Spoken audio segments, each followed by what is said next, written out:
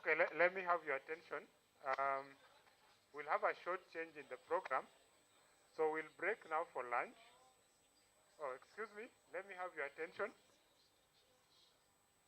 We'll break now for lunch, and we should be back by 2:20 so that we finish the last two pitches, and then thereafter we do the award. So our lunch is upstairs. You will be guided. So let's quickly have lunch and be back here by 2:20. Thank you.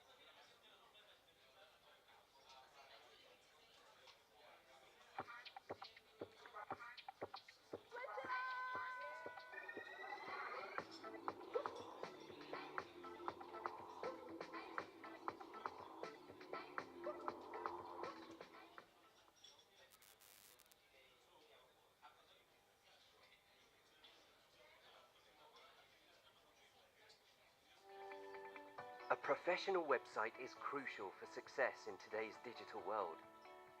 When it comes to hosting your website, trust your site to GoDaddy, the world's #1 web host. With our reliable hosting, you can ensure that your website is online and running smoothly. Now with free domain plus SSL certificate included with annual plans. Learn more at GoDaddy.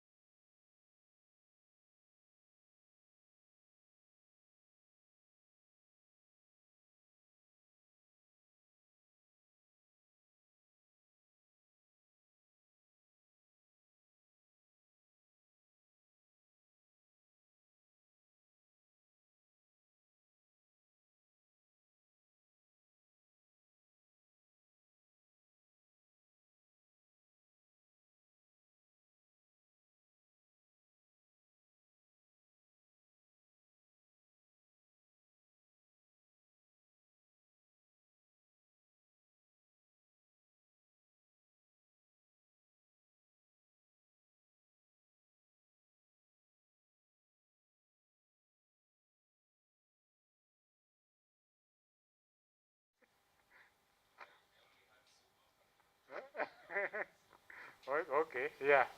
Yeah, so, but welcome. So we need to finish our pitching session. We have 2 more to go. So I want to bring to stage Gabale, who is dealing in poultry production and a bakery. So I want to understand for her to tell us how are the two related. Yes. Yeah. Okay. Over to you. Thank you, thank you, thank you.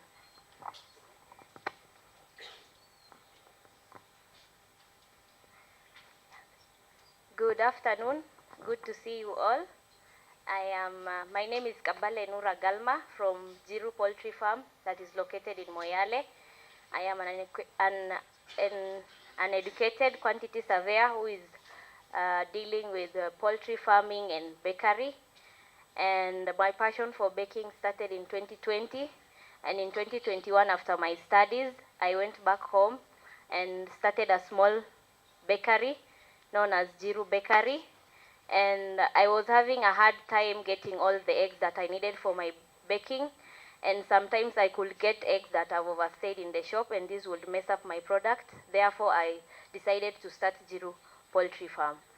And I did a vertical integration of both, and right now, initially I started Jiru Poultry to supply my bakery with eggs, but later on I am supplying the community at large and doing value addition on the eggs to be able to supply my community.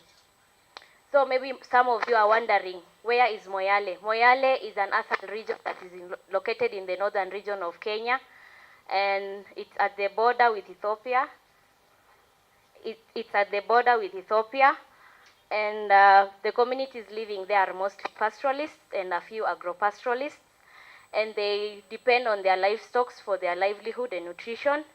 And Moyale expects long rains from April to June, and when this rain fails, we experience drought, and this leads to food insecurity and malnutrition. And according to WHO, more than 942 children under the age of 5 are malnourished, and over 134,000 pregnant and lactating mothers are malnourished. And growing up in this region, I have been asking myself, many moments in my life, I have been asking myself, what can I do? What can I do to make an impact? What can I do to change the lives of the people living in my community? And through Jiru Poultry Farm, I can provide them with an alternative source of protein, that is the chicken and eggs, and also do value addition on the eggs by baking cakes and pastries. And did you know that eggs are not only high in protein, but it also has all the 9 essential amino acids. It is also rich in vitamin, that is vitamin B12, vitamin D, vitamin A. It also has minerals, it has healthy fats, and it is low in cholesterol. Therefore, it has a wide range of nutrition, and it is good for the body. So our target market is Jiru Bakery. That is our biggest consumer right now. We are also targeting the community. We are also supplying the retail business enterprises and also doing supplies of cakes to the local schools. The number of households, according to KNBS in Moyale, is 17,709, and the number of households rearing eggs is 809. That leaves a gap of 16,900 households. And we generate our revenue from the sales of eggs, sales of cakes and pastry, and sales of chicken. On sales, we do our sales and distribution through phone call orders, door-to-door delivery services using a motorbike, and we also have a point of sale at Jiru Bakery. On traction, we started with 375 chicks that we took in February 2023. It took until August for them to mature and start producing eggs. Right now we are producing 10 trays of eggs per day, and so far we've generated a revenue of 282,000 from eggs and chicken, and also a revenue of 61,500 from sales of cakes. That is for the month of August and September. Our team consists of I, Kabale Nura Galma, the Chief Executive Officer. We have Paul Chedo Fugicha as Head of Production. We also have Gadisa Kulo, who helps us with the sales and marketing. On the financial projection, for year one, we have a projection of 2,268,000. That is from sales of 150 trays of eggs per month and 900 boiled eggs, and also 60 chicken, and also an average of 37,500 from value addition. Our competitors are John Godana Poultry Farm. We have Ethiopian poultry farmers too. And what distinguishes us from them is that we do value addition on our eggs. Our funding request, we are requesting a total of 1,051,250 shillings, and these will go to capital expense. We are a capital expense that will take 86%, and we are planning on buying a solar incubator so that we can start hatching our own eggs. We also need water storage tank because we face the problem of water in my region, and also some of it will go to improving and expanding the bakery, and 14% will go to operating costs, that is buying water, wages, electricity, and logistics. In the first quarter, we are planning on bringing in the storage tank and feeding equipment. In the second quarter, we want to bring on board the incubator and feeds. In the third quarter, we will be bringing in the new bakery equipments and materials. And in the fourth quarter, we are planning on doing business expansion. We have managed to form successful partnership with Kenya Climate Innovation Center, KenCHIC, Sigma, SIDAI, and TopServe. I thank you for your time and the opportunity. And I want to invite you all to join me in changing the lives of people in my community, because I believe small steps lead to greater solutions. Thank you. Yeah, thank you, Dabale. So, to our judges.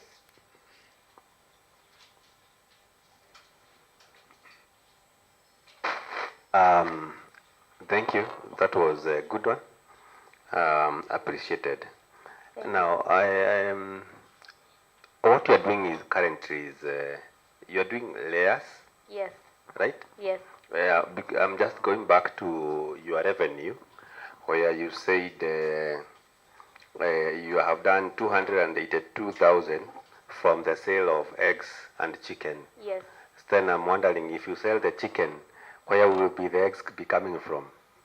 Okay, so we started with 375 layers, but only 300 of them are producing eggs. So the 75 that has remained, we are selling them now. Thank you. Yes. And my question actually, from your photo, if that is your farm, you are doing deep litter, like where the chicken is in a tembea kwa floor. Yes. Question will be on how to identify the non-laying chicken out of the 375. Anyway, maybe that's something to think about, not necessarily to answer. Yes. In a cage system, it's easy to identify the non-laying chicken, but now in a deep litter system, it's a bit difficult. Yes. Now, one of the things that you are seeking to do is to buy an incubator to hatch your own eggs. So that also means then you intend to also maybe get into what, Kenyaji chicken or something? Okay, or introduce cocks into this lot for breeding? In 2022, yeah, I started with the kienyeji. Yeah. Improved kienyeji. Okay. But it didn't do well. Most of them were the roosters, and then they died. Most of them died. That is why I started the layers in 2023 in February. Okay. Yes. Now, if this is your business line, the layers will be laying for the next. You started back in you said in February. Oh, 2022. Now, when did you bring the chicks? February this year. February this year. Yes. Yes. And in August they started laying. Yes. And they will be laying for the next 18 months or thereabout. Yes. Then what happens? Because what I wanted to hear from you is part of your plan is to also establish a cyclic production where after a certain duration you could actually then now bring in a new set of chicks so that the sale of eggs from the current chicks could actually, from the current crop, could actually feed the next chicks. And that would also allow you that you do not have a dry spelling where like you have a continuous production and so on. And you also have maybe a say revenue of the pullets after they are done with laying. Then at the end of the day you can dispose them, which also gives you a bit of revenue. Thank you. Thank you. Hi, Kabale. That's Hi. the correct Kabale, pronunciation? yes, Kabale. yes. Okay. Congratulations on a good presentation. Thank you. One of the, what do I say, characteristics of this competition is innovation. Why would you call the model that you presented to us innovation? Yes, you said you want to get a solar incubator, but just specifically give us your thoughts on why you think your model is innovative. Okay. So in my community, people are pastoralists. They are not into poultry. So I am doing poultry, which is not common in my area. And also, because the chicken are resilient to drought, I can provide them with the solution of having an alternative source of protein. And also for the solar incubators, it's an innovation because it is not common also for the small poultry farmers that are working, are investing in poultry. So it's something new in that area. And probably share with us what are your assumptions for your revenue projections, 2.2 million, from 2024, 2025, what you had shared. Maybe you can go to that slide, if you don't mind. Yeah, yeah. What assumptions guided this revenue forecast? So the assumption that I made is that I will be supplying 5 trays of eggs every day. That will go, like, it will be sold every day. And also I'll be doing a tray per day of boiled eggs. And also I'll be baking an average of 16 kgs of cakes every day. And also 2 chicken every day. Yes. From all that, what are the average number of jobs you're seeing that you're going to create per year? Just an estimate.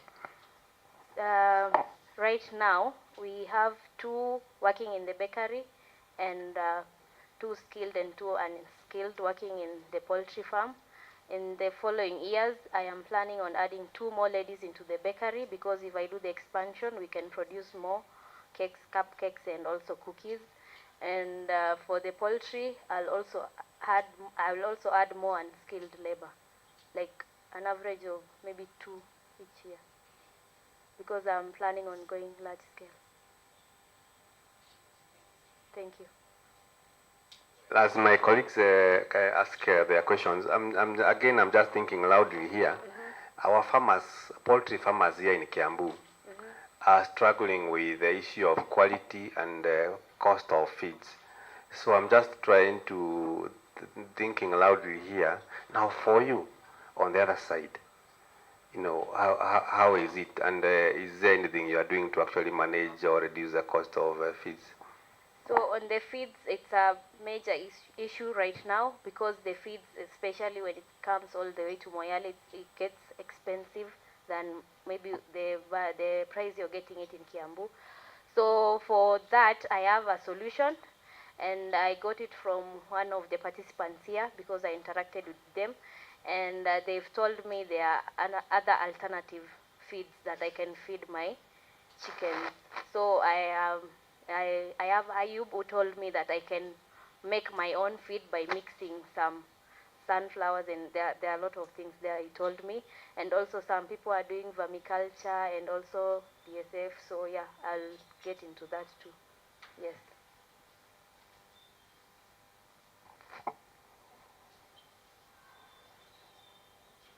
Thank you, Kavale. Very good presentation. Thank you. Yeah, so you know, we usually have an analogy. If you gave everybody in this world money, we distributed money to everybody equally. and then after 5 years, you come and check, money will go back to the rich people and to the poor people. One of the analogies that we use is even one of eggs and chicken, and there's a valid question about selling of the chicken. Yeah. So from an innovation point of view and entrepreneurship, there is need to have like a system that would outlive you as the main person. If you're not feeling well, some of the skilled laborers are not well, how can this business continue and outlive you? Do you have a system of distribution and also expansion that can make these numbers go up? That's the first one. Then secondly, what is the environmental impact of chicken? That needs to come out more clearly, and also plus what numbers, what would be the impact of this project to the environment? Okay, thank you for that question. On the, you've asked, the first one is on? Distribution. Oh, yeah. So, yes. So if I am not there, my plan so far, I said we are 2 ladies in the bakery.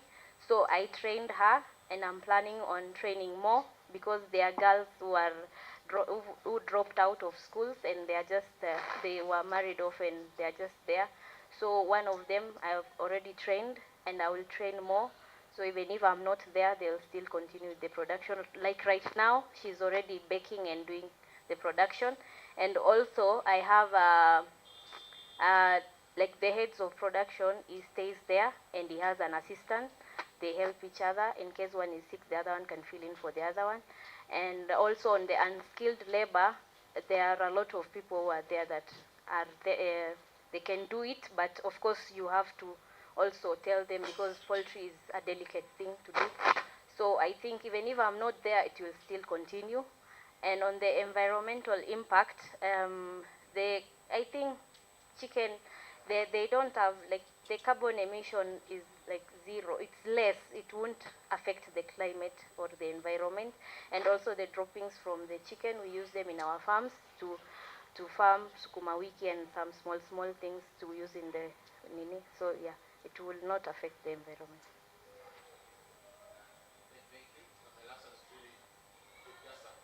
Okay. A comment that you can consider. Why don't you set up a school of training them to do this? Because there are very few people who are doing poultry farming.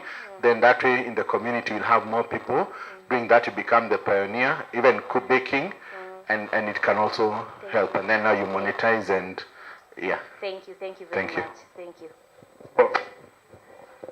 Hi, Kabale. Hi. For me,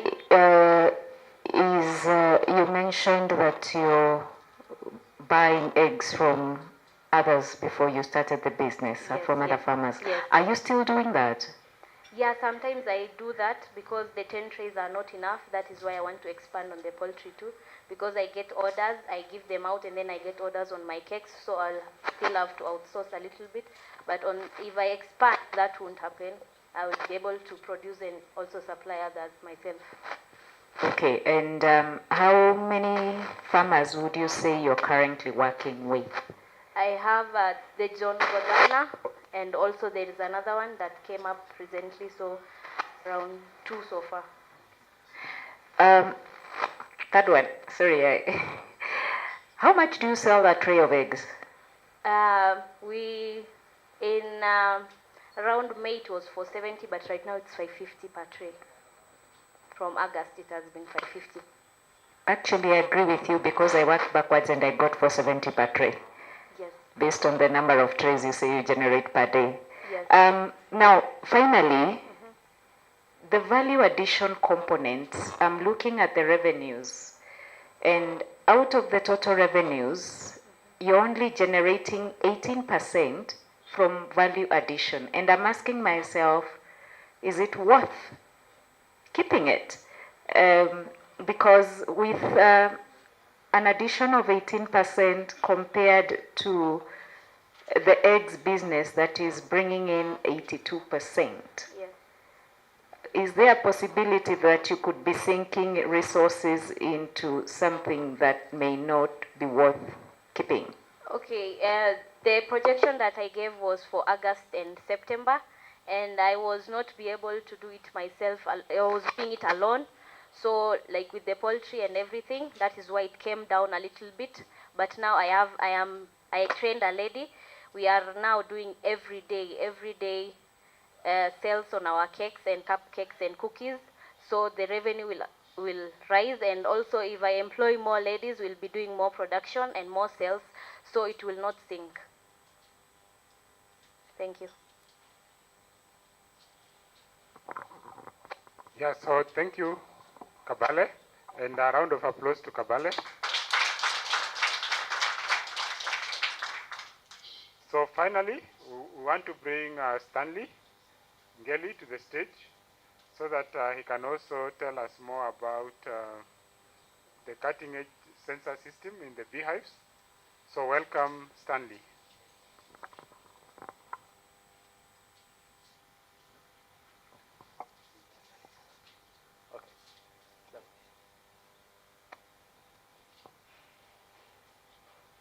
Good afternoon, ladies and gentlemen.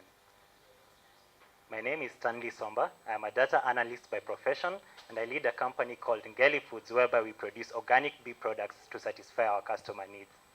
We source our products from our own 100 hives and also partner with 13 bee farmers from the eastern region of Kenya, whereby our main vision is to transform beekeeping through smart solutions. But before we dive deeper, I'd like to take a step back and explain for you where my love for bees comes from. 5 years ago, after I completed my high school education, we realized that we consumed so much honey. This prompted my parents to invest in 20 hives in our rural home in Makueni. However, they were very busy in the city working hard for us, and this resulted to low yields, low revenue, and even our bees were stressed and that led to an environmental impact. And so, with this, I saw an opportunity to step in and optimize the hives by constantly going to Makueni to inspect them. But hey, not everyone has that flexibility of moving from point A to B to inspect their hives. And that is why today, I introduce to you the Beehive Smart Monitoring System, which will revolutionize the beekeeping industry. This is how it will work. We'll take sensors and strategically place them inside beehives, and these sensors will detect real-time hive conditions like temperature, weight, and density, and then send it back to the farmer. So be it a farmer like myself, here I am in Nairobi, I'll be able to monitor my hives that are in Makueni. Or that lady in Isiolo who wants to know what's happening in her hives, she will be able to do that. Let's now jump into the exciting market opportunity that we are addressing. In Kenya, currently we have 2 million hives being managed by 90,340 beekeepers. We project to target a 0.25% of these hives in year one of our implementation. We will charge a one-time installation fee of 1,500 shillings, and thereafter charge 100 Kenya shillings for monthly subscription for per hive per month. To demonstrate our real-world impact, this year we won the Global Student Entrepreneur Award for Kenya and Africa. Additionally, we won the Global Social Impact Award. And ladies and gentlemen, this is just the beginning, because inside me is a burning desire to scale up this impact. And for that reason, we'll reach our target audience, that is the bee farmers, through first in-person demonstration, whereby we'll go directly to the beekeepers, be it a small scale or a big beekeeper. Secondly, we'll partner with a local, county, and even beekeeping cooperative so that we reach out to those farmers. Thirdly, we'll leverage on digital marketing, because we live in such a vibrant world where retweeting and tweeting is the norm of the day. For our sales channels, we'll explore first the direct sales to beekeepers. So that is the B2C, whereby we'll go to the small scale and large scale farmers. Secondly, we'll leverage on an online platform where beekeepers can engage us and purchase our products. Thirdly, we'll leverage also on the B2B sales, whereby we'll partner with other beehive suppliers. As they're selling their equipment, they're able also to sell our solution. And fourthly, we'll partner with agricultural, environmental, and local and county governments.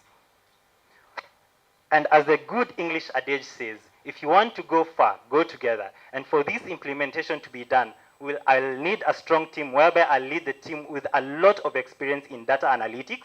Secondly, we'll have Dylan Martin, who will lead the development of the system and also the integration of the sensors. Thirdly, we'll have Anna Mutuni, who will head the community expertise, whereby she'll go straight to the farmers and engage them. And fourthly, we'll have Johnson Mureithi, who's a certified beekeeper by the National Institute of Beekeeping, who will teach us more about the art of the bee. For our financial projections, we project that in our year one, we'll have a revenue of close to $500,000. Year two, we'll have a revenue of 850,000, and in year three, we'll clock 1.6 million. For our competition, yes, we do agree. We have some stiff competition, including Anya, Beepods, Broodminder, and Hivemind, whereby they all offer this monitoring solution. But what sets us apart is that first, our system will support USSD. So be it a farmer who does not have a smartphone, they will be able to monitor their hive as seamless as loading airtime. Secondly, we'll have diverse language options. Like here in Nairobi, maybe yes, I can't speak English, but in Makueni, I'll be able to access the system in my vernacular language, that is Kamba. Thirdly, we'll have real-time analytics. So if something is happening in your hive, you'll also be able to see it straight in your device. And fourthly, we'll offer a management platform whereby just let alone apart from the real-time analytics, you'll have a platform, the beekeepers will have a platform to do their record and bookkeeping. We are seeking a total funding of 1.2 million. And these funds will utilize them first on research and development for 30%, 25% will go to the hardware and sensors, 10% will go to marketing and sales, 15% on distribution and support, and 13% on operations and administrative costs. Once this implementation is in the market, we will plan first to expand our language coverage so that we can be able to scale up as much as possible. So someone in Spain will be able to have the Spanish language. Someone in Congo will have Lingala.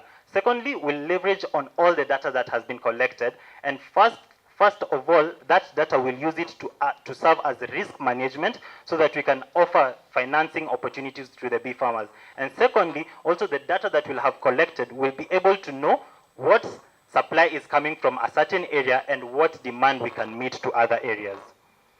And as I conclude, ladies and gentlemen, my company and I wouldn't have reached here if it wouldn't be for the hardworking bee farmers. And it is with that reason that I'm kindly requesting you to join me in this pursuit and invest in us. Thank you. Thank you, Stanley. So back to our judges.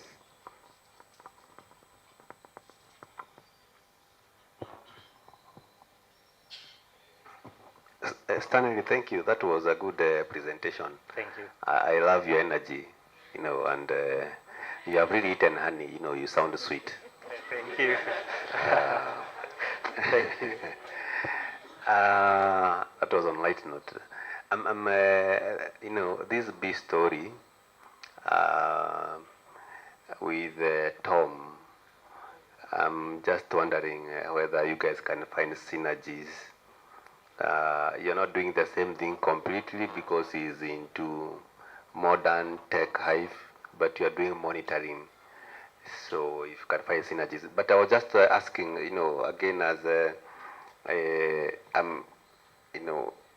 fall into that class of people, as you're saying, who have a beehive here and there, and we don't have the luxury to travel and go and monitor the hive. So we actually lose on the number of times we harvest from the hive. But I'm just wondering, normally in a beehive, the bees will put wax almost on anything that is foreign and cover it up or something. So now when we do the sensors in the hive, are they going to actually read the, as you're saying, the optimal conditions in the hive with the wax coated on them or something like that? That's a very good question, and that's good that you're a beekeeper. You're saving the world. So, if the wax mainly is put in openings, yeah. So you see, these sensors will be strategically placed in areas whereby it's not the openings where we're targeting, but we're just targeting the bee combs especially. So there will be no that cover, really. Yeah. And just so that we are clear on this. Okay. So this is in ideation, right? Yes. You have not started. Yes. So there hasn't any sales, like you haven't, have you even maybe piloted, tried, seen, 1 minute,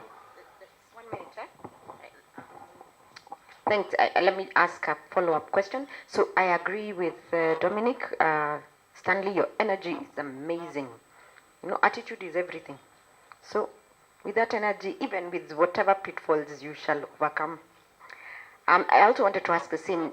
Just clarify for us, have you piloted with anybody? And if so, what were the outcomes? And then once you answer that, then I'll ask my other follow-up questions. Okay, good question. So I haven't implemented the system yet, but since I'm a data analyst, what I am currently doing with the hives that we have is that I do all my record keeping in an Excel worksheet. And so with that data, I'm able to approximate even certain days that I'm going to harvest and so on. So it will be just more of automation of what I have on hard copy mainly. From the 20 hives? No, currently we have 100 hives. Sorry, 100. Yes. Back at home, eh? Yes, back in Makueni County. Okay, because I'm actually thinking even without necessarily going out there to pilot, you already have a starting point. You have your own hives where you could already put in the sensors.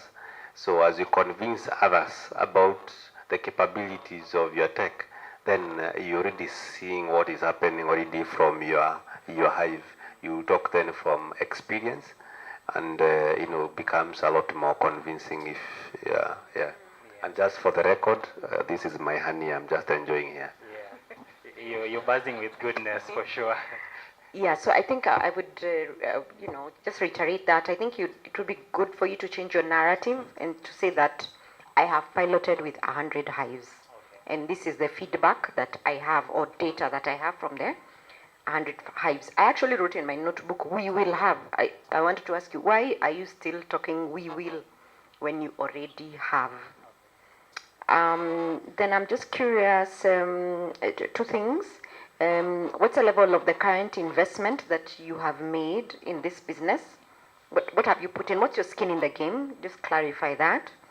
And then in your figures where you have projected revenues, I don't know whether I even saw that, but if you have, you can go back. Please explain those revenues in the context of market.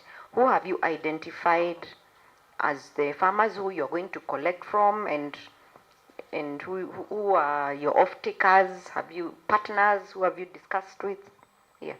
Okay, thank you for the question. So the skin in the game, I think we are really into the bee product production. So majority of the funds that I've invested in the company are to do with the beehives. So the 80 hives, and then I've also built an apiary house for the bees. So, and also branding and packaging, because we're trying to go the sustainable way. So we use glass jars and so on, yeah? And then the second question about the projection and which farmers I'm trying to target, yeah?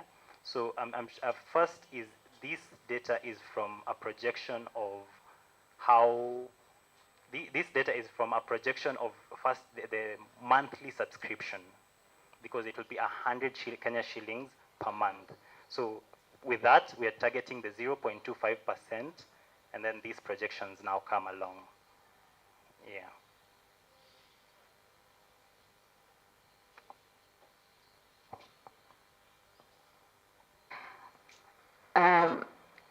So one, I would agree with the other judges on the energy levels. I think the lunch was good. It can have an exact opposite impact, but for you it was a good thing. And I think it's also a good thing that you have a community representative on your team. And I'm just wondering, because you've indicated, the areas you will scale. You've got almost a global scalability objective. You're talking about, if you're in Lingala zone, then you touch base with, the communication will be in Lingala. And I'm asking myself, does that strategy mean that you will hire a community executive in every society you engage in? That's one question. Secondly, monthly subscription, 1,000 per month. Is that correct? No, 100. Oh, 100 shillings per month. Yes. Okay, then, sorry, I got that wrong. I had 1,000, and I was wondering, okay, which farmer is making 12,000 in a year from the hive? So that question is off. Yeah, so the other one had already been asked, so yeah, just Okay. respond to that. Thank you for that question. So having a community executive everywhere, it's more of just how we'll scale up, yeah? So things to do with, let's say, having the system in Congo or in Lingala will be, as we grow, we'll try as much as possible to scale up our coverage. So as we scale up, now is when we'll implement the community executives in other areas. So Stanley, have you spoken with your neighbors in Makueni? Or have people come and visited and your pilot? What's their feedback? Or why do you think they will buy into what you're doing? Okay, one of the main reasons why people will buy into the solution is because majority of people do not even know what happens in their hives. Because you find that majority of people actually are afraid of bees, and let alone that they just send people to go and inspect, so they do not have that real touch with it. So people really want to connect with their ventures and just know what is happening. Yeah. One more. What's the cost of producing this gadget? So on our side, we'll be in the department of building and building the system itself, yeah? But then the sensors will partner with European countries so that we import it, and then we just integrate with the system. Yeah, that I'm clear. Yes. Do you have an indicative cost, how much it's likely to cost you? Because you're very clear on the cost of installation, which is a one-off. And on your purchase side, and even the assembling, by the time you're getting it to the farmer, or are you doing it at cost? What are you making a margin out of? Yes. The sensor. Okay, good question. So I already have identified a company in UK that actually does the sensors in big scale. So what I'll be doing is importing them, and per sensor, they're charging it at 600 Kenya shillings. Yeah.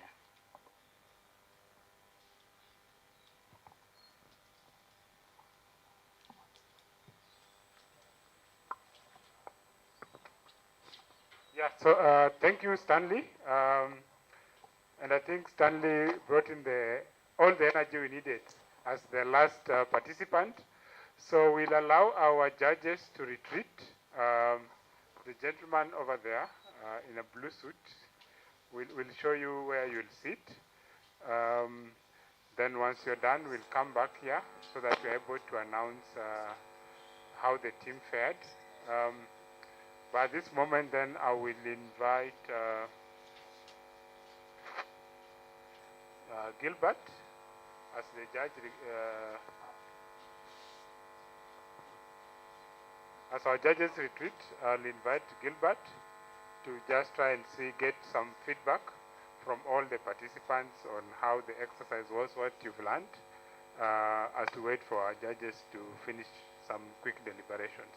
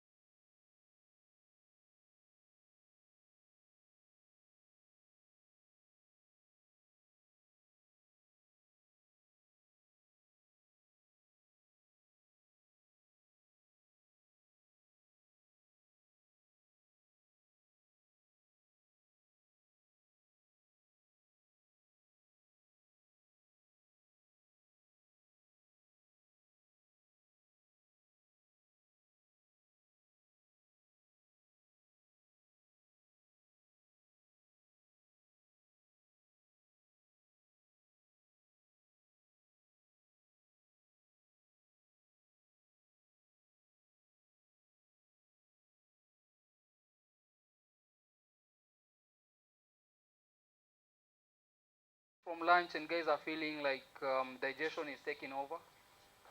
We don't want that spirit. So, Gilbert, are you good to go? Good to go. Okay, stand up, stand up. Get space. Okay, stand up, stand up, stand up. I get space.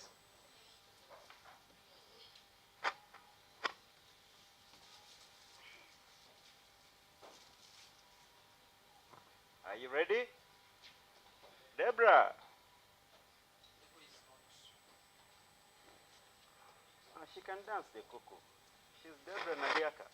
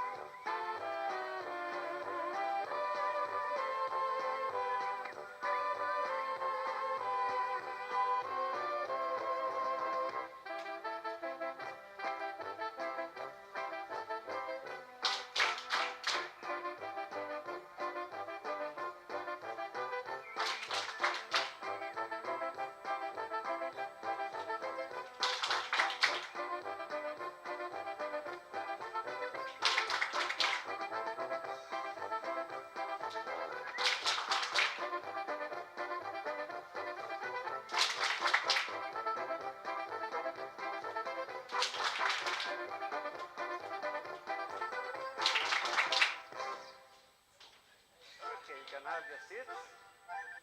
You can have your seats. Msanii ako wapi? Where's msanii? Msanii aje hapa, please. Tafadhali. Msanii.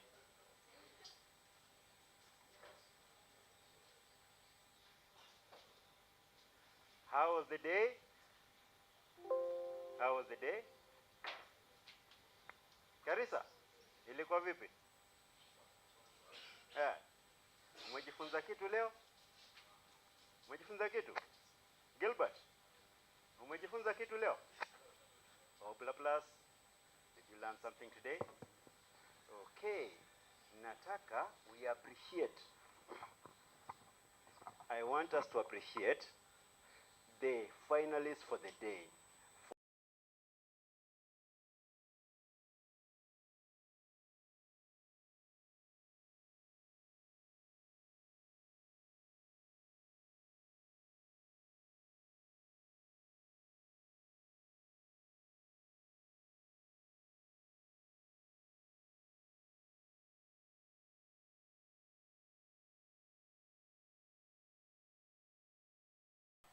Mikono tutapiga, hiyo ni ya kwanza.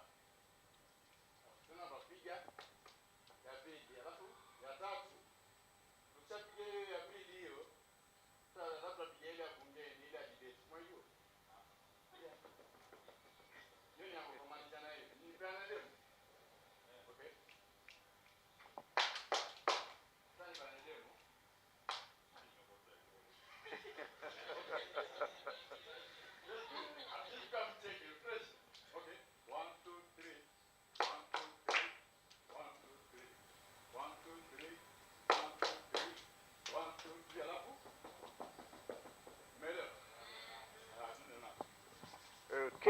Tuanze.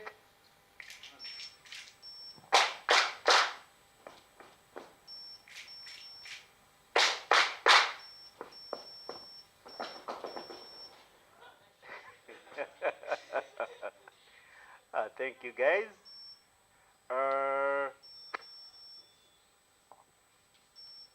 Stanley, you can now go have lunch. I know the last meal you had was early in the morning. Now you can go enjoy your lunch. Kabale, you can now go and sleep.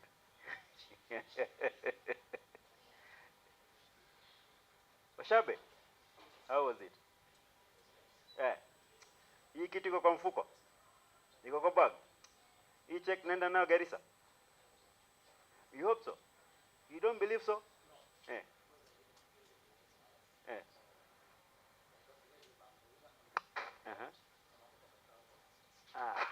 Unaongea political correctness hapa. Jacob, hii check nenda nao Kiambu?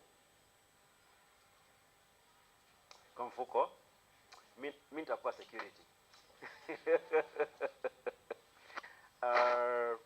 Derek, where's Derek? Stand up.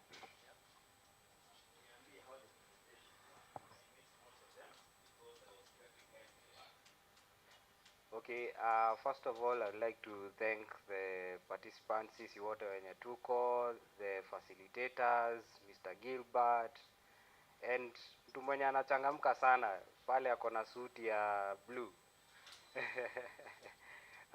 Mostly, I will say we did well. We brought the synergy and the 10 wakiwa wamesimama pale. I hope you felt the ease because mlikuwa mmezoea macho fulani, si ndio? Si ndio? How was it, Stan? What I will say is it's a moment, and because it's a moment, ni moment imekuja. We get chances every day. We wake up every day to ukiona jua imetokea, it means another chance, si ndio? So I'm glad that the 10 were able to represent the 24 of us, and most of all they were able to represent their businesses. So as I said, it was a very good pitch, and since there must be results, whatever may come, we wake up to reap the other opportunities and other chances that come every other day, sindio? And I'm glad for the synergies, that I'm glad kumementioniwa hapa watu wenye wata collaborate, wata partner, most of all the networking.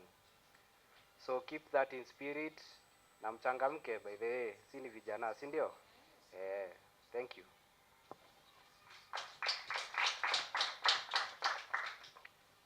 Did you learn something if you didn't make it the top 10? Andrew, did you learn something from the presentations today? Who taught you the most? Esther, who else?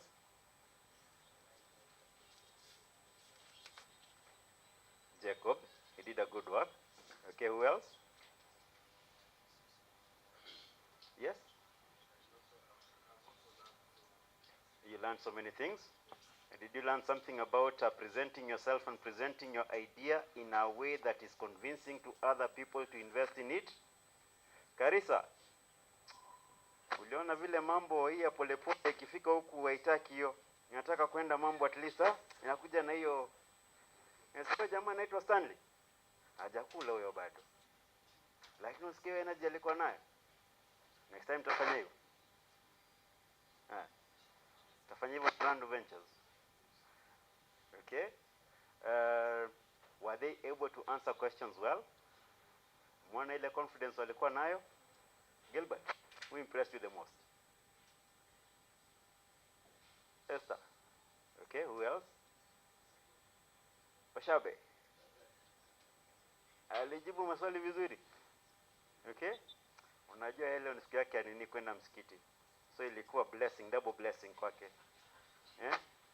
Na alianza na maombi asubuhi. Okay? To all the contestants, number 1, you'd already won. when you made it to the top 10. Okay? Yeah, so today we just have a ceremony ya kuonyeshana which idea was the best for these years. But vile tulikuwa nasema tukianzia wale 40 tukikuja the 24, you guys are all winners. Okay?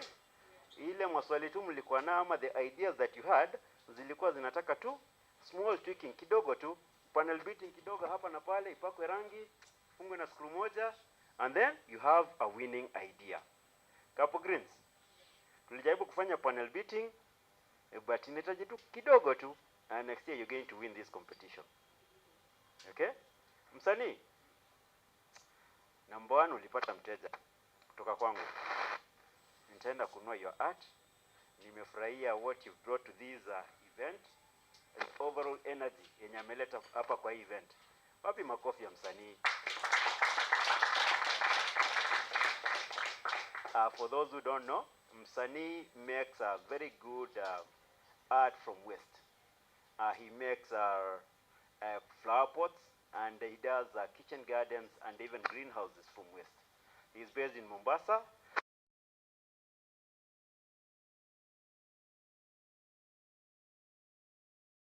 Mpatieni biashara. Ni sawa? Yeah. Engineer, hesabu ilikuwa aje?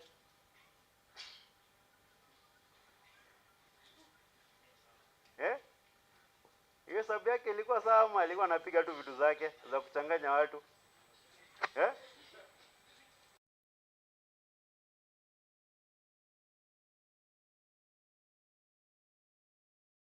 We are proud of you. We are proud of you. We know you'll go far. Ruth, I know you're already a star. Hata kama huko fika top 10, I know you guys are going to do well in whatever you're going to do huko mbele. Tom, how was the presentation? Hii check naenda nayo Kisii. Uko tu sawa na top 10. Hutaki kwenda na check. Limo, nipige security. Utaki nipige security bana, tukae karibu na hii check.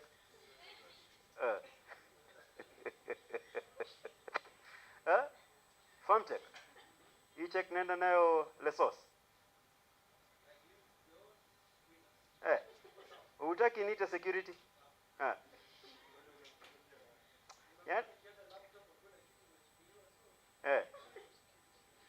Hiyo ni pesa bana. Laptop ni pesa kidogo.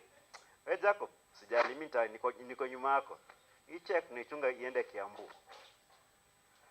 Agrobots, I hope you got synergies here. There are several guys who have ideas that are similar to yours, and they already have some traction on what they're doing, and you can learn from them, okay? Tarek and Ngeli, you have synergies. Nalima, you have synergies with everybody in this room. Yeah? They could all benefit from your platform. Okay? You just have to figure out how to monetize it. Yeah, and how to present it. But it can serve a real need in the world. Okay? Clifford, mwenzako hapa. Mumuona. Muongea. Engineer, ulipata na jamaa Arduino? Na jamaa Sodis? Muongea? Kabisa. Akakwambia venye Sodis inataka kuingiana na irrigation. Na Arduino vile inataka kufanya smart monitoring. Daisy, how are you? Good morning.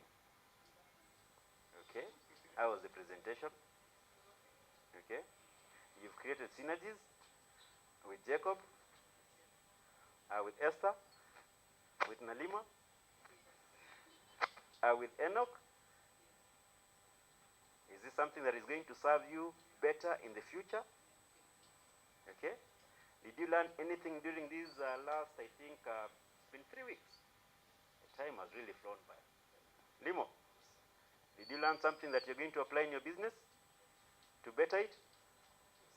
Sasa before you came here, uliniambia your revenue projections for next year is going to be 6 million. After hii masomo, your revenue projections bado imebaki 6 million. More than. Itaongezeka. Kabale, hiyo 2 million tulikuwa tumeweka pale itakuwa the same after hii masomo? Itabaki hapo? Itaongezeka? Esther, is it going to be the same? The revenues that it's going to be better. Okay? Please, makofi for everybody again.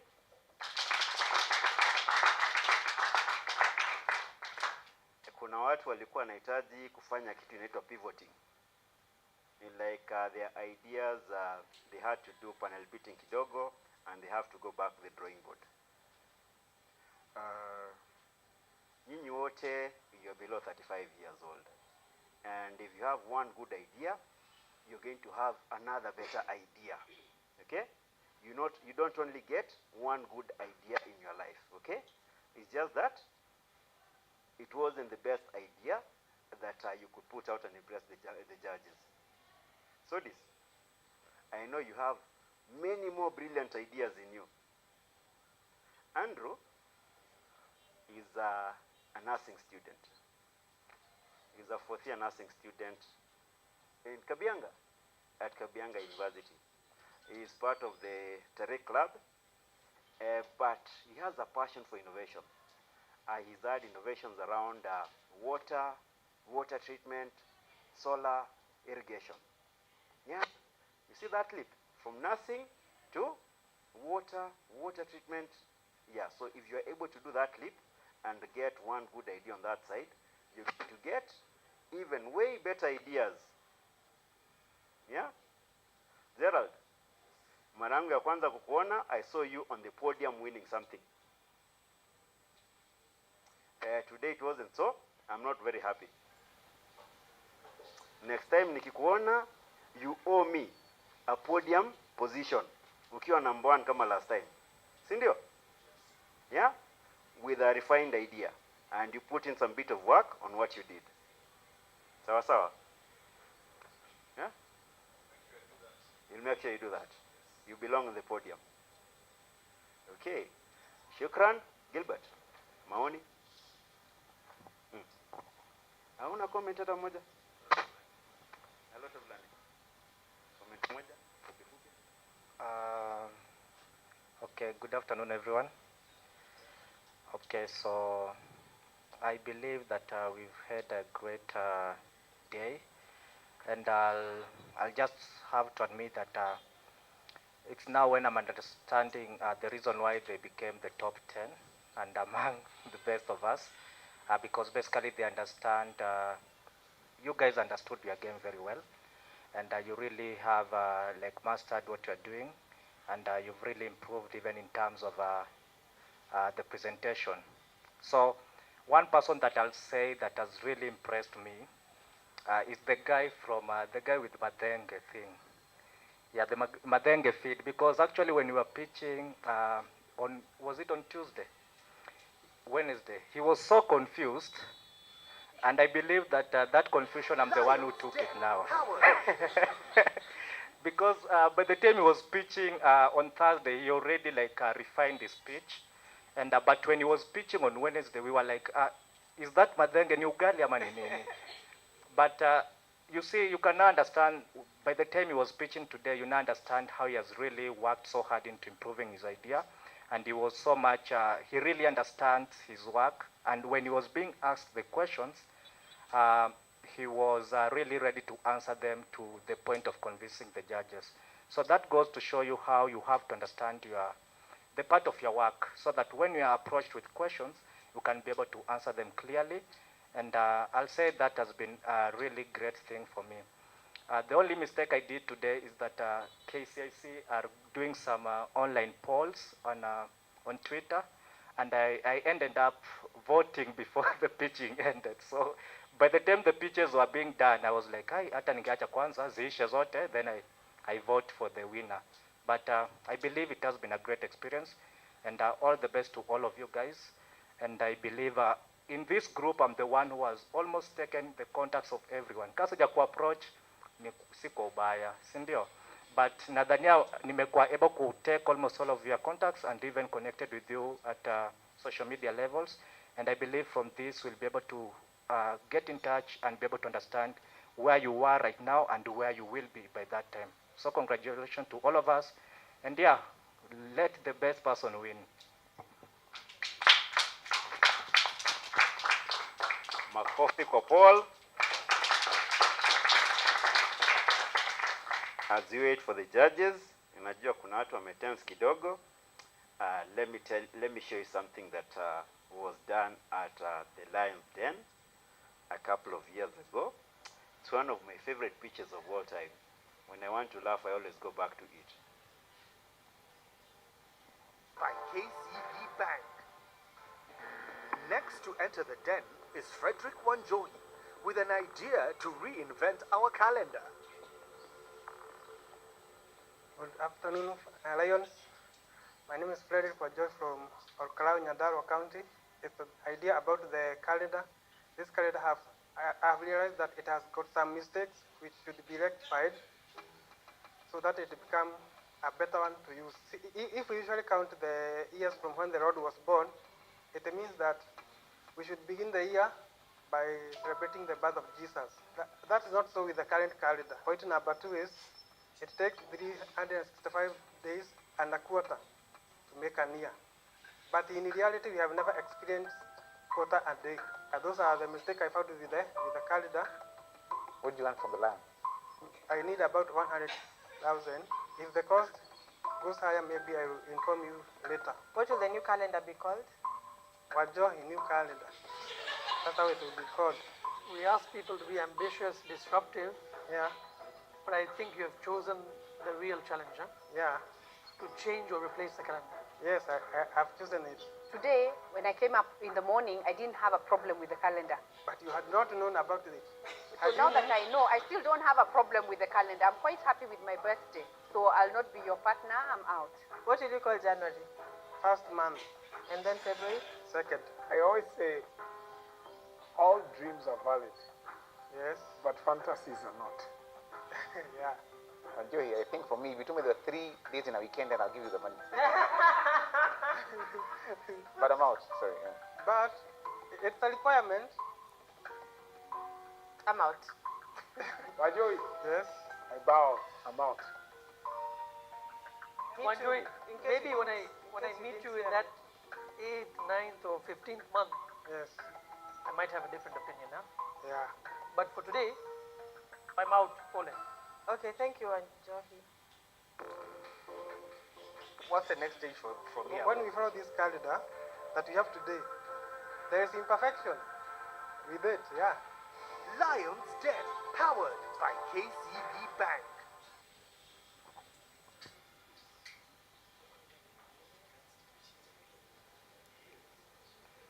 That was one of my favorite pitches ever done because there's something that they say about fundraising, that the fundraising sector is dominated by white men with nothing to show for it. All they have is the audacity to be there. And one thing I like about Wanjohi was he believed in his idea to go present to the world, hata kama watu walikuwa wanacheka. Nalima, I know there are some people anakuonaga anasema you're a madman.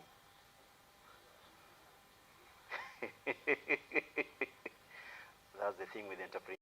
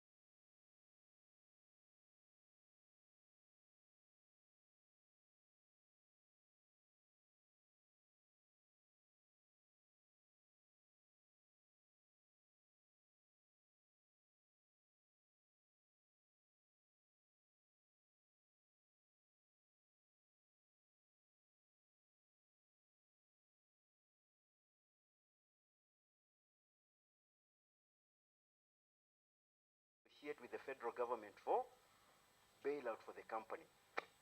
Had he not done that mad move, we'd not know Elon Musk that we know today, or Tesla, or anything that he's done. He takes that one. A couple of years ago, we had a visitor, the CEO and founder of Airbnb. He came in Kenya and was giving a talk to techpreneurs, and he was saying how he approached investors with his idea for Airbnb, and everybody was laughing at him. Same way they're laughing at Wanjohi. But look at where he is now. So this is not the end of the journey for you guys. You'll do better. You had a judge here the other day who applied and they didn't even get into the top 40. But that did not stop them. They went on to do better for themselves without that scrutiny that came with the program. Msanii, mambo shwari? Kapu Greens, mambo shwari? Nitapata mchicha supermarket hivi karibuni. I really want to see that. Jacob, hata mchunga ndapata. Jacob, I did farming early this year, and I'm still counting my losses. I haven't recovered. I just wish I'd met you earlier. Probably I'd not have encountered the losses I have right now. I did a lot of farming. I did everything right, but somehow my yields were very poor, extremely poor. They are not even able to cover the cost of what I put in. But I'm not giving up. I've taken another list for the year. I'm still going in big. But at least I have some assurances. Kuna nikiwa na shida fulani, I know who to turn to. So Jacob, you got a client in me. Makofi wapi ba? Wakulima wako wapi? How many are farmers here? Nani alisikia nini ya Jacob? Nani alisikia nini ya Farmer Lifeline? How many are going to patronize their services? Mwalimu, utaki kutumia sensor technology kulima tomatoes?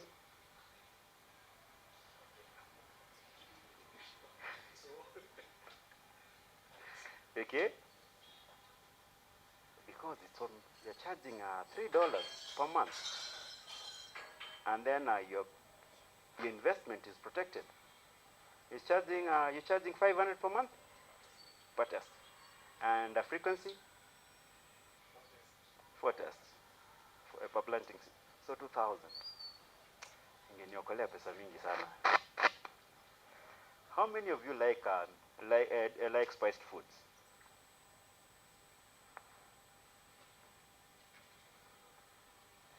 Ni wangapi wanapenda ile chakula inakuwaga na soup mingi ile na majimaji ile na waru na nini? How many?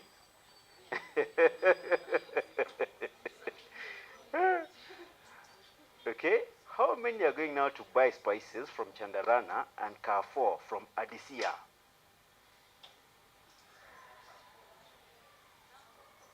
Some of you already bought. Eh? Umesample? How was it? Ilikuwa fiti? Would you recommend it for someone else? Makofi kwa Adisia.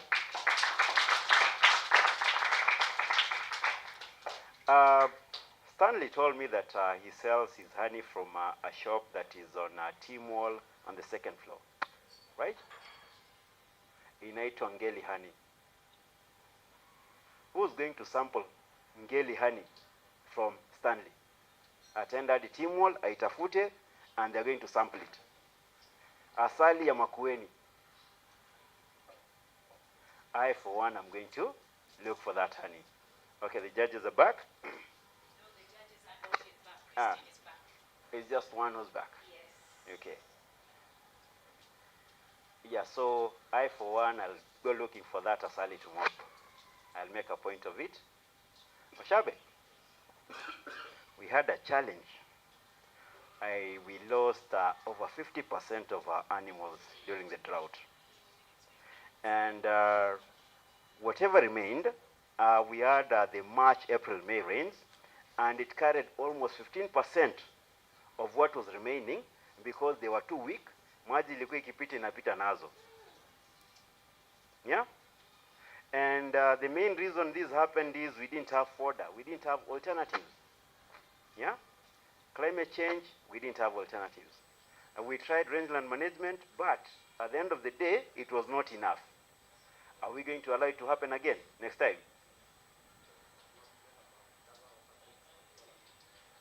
And funny thing, when we had that devastating drought, because it was a triple La Nina for 3 years, 3 continuous years, there was one section of Baringo, Samburu, Isiolo, and Garissa that remained green. What section was that? The Madenge. Yeah, the Madenge plantation. Those ones, they remained green. They were not affected. But we could not feed them to our animals the way they are. Yeah?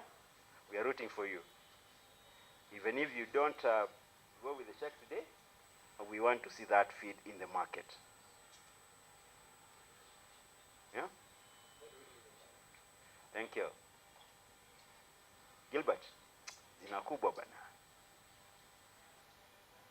Yeah? Kuna jina kubwa. Umeibeba. Now I'm handing over that legacy to you. You have to make me proud. Uko mbele. BSF. Ulipata watu wa kuku, Kabale? She was not able to answer a question on how she was going to manage the cost of feeds. Have you talked to her? You've talked to her? She is already a client. You just need to show her how to do it. Kabale, umejua mahali utapata chakula? Umejua vile swali linafaa kujibiwa? Umepata jibu after umeshatoka huko mbele? Umepata jibu after umetoka huko mbele? Engineer? Anyway, we're still waiting for the judges. They've requested for a couple more minutes. Who wants to give us one saying as we wait for them? Nimechoka kuongea kidogo leo. Okay. No. So, good afternoon. I am the Chief Marketing Officer at Adisia, and yes, I am older than 35, so I'm allowed to give wisdom. Anyone heard of Michael Levin? Michael Levin, he's not a musician. You have to have read. Okay, fine. So this guy is a microbiologist, and he believes that intelligence is actually at the cellular level, that a single cell is actually intelligent. If you've heard of something like a stem cell, or you know of a sperm cell, it can actually grow into a full human being. So intelligence is contained at the lowest level. Okay, so those cells then become the brain, and the brain together with the heart, they become something bigger. Let's call it a human. But I was also asking other guys, who's been to Nairobi CBD lately? Anyone? Okay, you guys are from Ushago. But if you've been to Nairobi CBD lately, you will see that a lot of the business places have actually been taken over by the Somali community. True? True. Now, when I went down to investigate what is their secret, what is this elixir they have, I just discovered it's simple. It's just that whole family thing that Indians have been practicing for generations. Okay? In Africa, we call it Ubuntu. Okay? When human beings come together as a group, the sum of their thinking is bigger than the single human being. Okay? And for some reason, us guys in Africa or in Kenya, we are all about competition sometimes. But how about if we could actually synergize? And I've had a lot of people talking about synergy. And I'm thinking, good, but you also own patents. Some people have copyrights to what they do, so they might not be willing to give it up. But yet, if there was a way to bring people together, maybe the sum of the whole will be bigger than your small project in Kabianga maybe, right? If you worked with a guy from, is it Makweni or Kitui? Okay. I've heard of someone talking about a leaf scan, and then someone else had this powerful camera and things like that. So my take to this is, in terms of conclusion, and my challenge is to the sponsors of this particular forum. Where's the guy called Jabez? I think I'll throw him a challenge. That if we could put these guys together into a room and tell them, give us 3 products that are a sum of what you guys have, we would probably have something bigger, okay? So I come from a field that is called user-centered design, and you're saying before you put something out there, you actually begin with a problem, and most of you began with a problem, right? So I was talking to the lady Esther over lunch, and we were saying, look, you know your camera could be a lot more powerful than just the diseases. Because if you think, if you're from, anyone been to Ahero or Mwea? The rice plantations, right? What happens during the harvest seasons? There's all these birds that come in, and if those birds land in your plantation for just 1 hour, you're done. Everything gone. You understand? So imagine that security system, that if that was like a security system that could give you an alarm, or it could trigger an alarm so that when the birds come, there's maybe now a scarecrow that is uko, like vibrating, or if someone came to steal, they can actually tell, wait, they scan in there, if they can zoom in and tell that this is a particular disease, they would know, because most guys who steal are actually from your neighborhood. You understand? So her application has multiple other uses that she might not have thought about, but can actually be layered on that. You understand? So for me then would be, is it possible that the ideas that came in here, we could be put back into a room and ask ourselves, which are the most feasible ideas? What are the big problems we have out there? How might we make money? And then we try and combine those ideas into something a little bigger. Okay, so if you heard of something like design thinking or human-centered design, that is sort of what I do. And you're very welcome to talk to me after here, because I'm thinking already you guys have brilliant ideas. What is the next stage? And I'm sorry I wasn't there for stage 1 and stage 2, or the Inaito Mchujo. I was here for the finals, and the ideas are very good, and I've already seen how you guys can actually market them and make money. So, so the name is Vincent Odiera. I will be here representing Adisia, but also just able to help the young people of Kenya, like take it to the next level. Thank you very much. Good afternoon. Hiyo tu makofi yake. Kama mmemkasirikia. Thank you, thank you. Msanii. Watu wameboeka sana. We want them to dance kidogo. Niwapatie wimbo gani?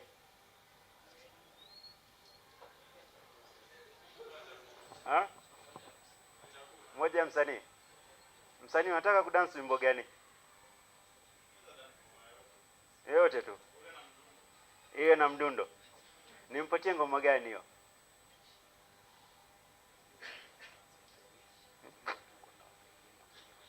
Okay.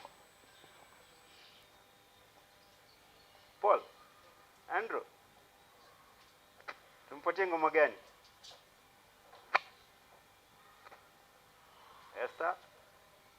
What song do we play for him? Mshaikewa makofi.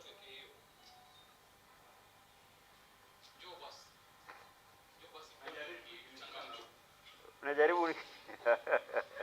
Tracking your organization's expenses can be difficult and time-consuming. From overdue vendor invoices to your employees waiting for payments,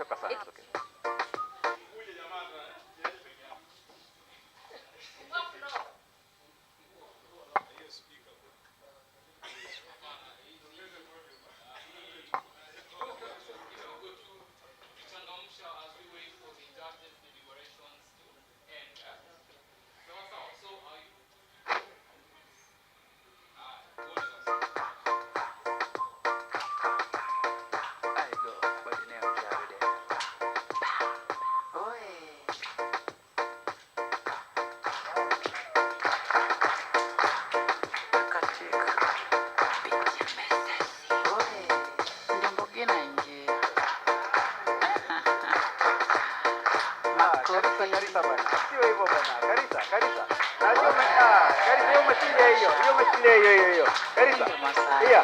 Hiyo yenye umeshikilia hiyo. Makofi.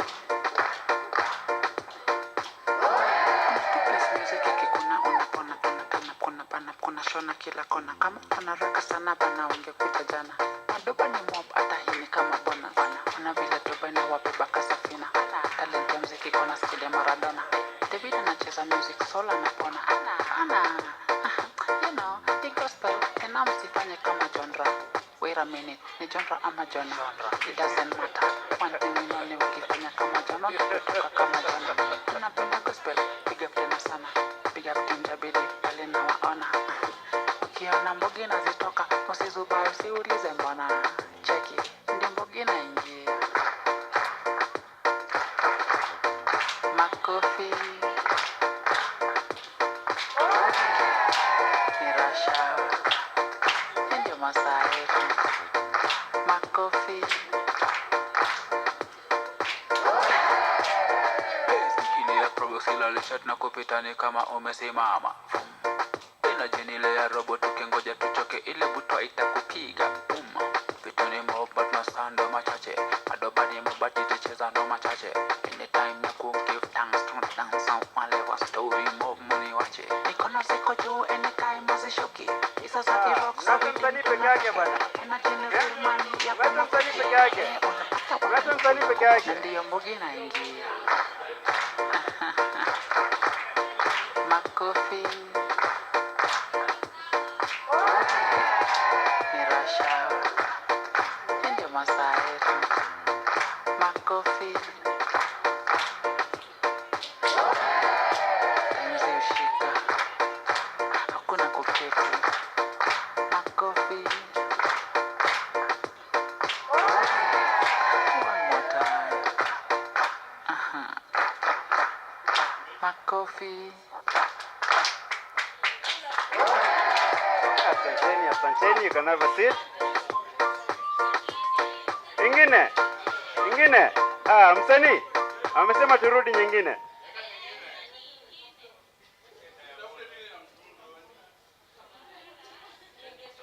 Hold on to your seats, Katie. Huh? The delicious, new, what the Phantom mystery flavor is here. And Ajib is determined to guess what it is. Could it be it's giving?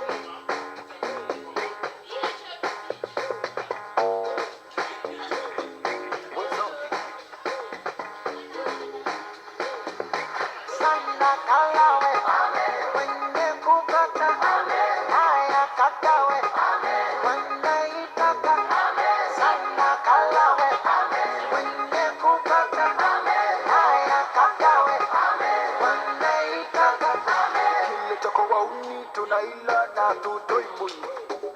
Kwa utamu gani sintaupata hata kwa sabuni. Ukijitia viwela tunavichuna na tubakizi sumi. Mana umeyataka si unajifanya chibu sinja ngumi. Kama kana jipitisha toka shida hapa, kateme kabisa saka na ushamba. Kana pita pita toka shida hapa, kateme kabisa haka na ushamba. Kana hu, kana hu, kana hu.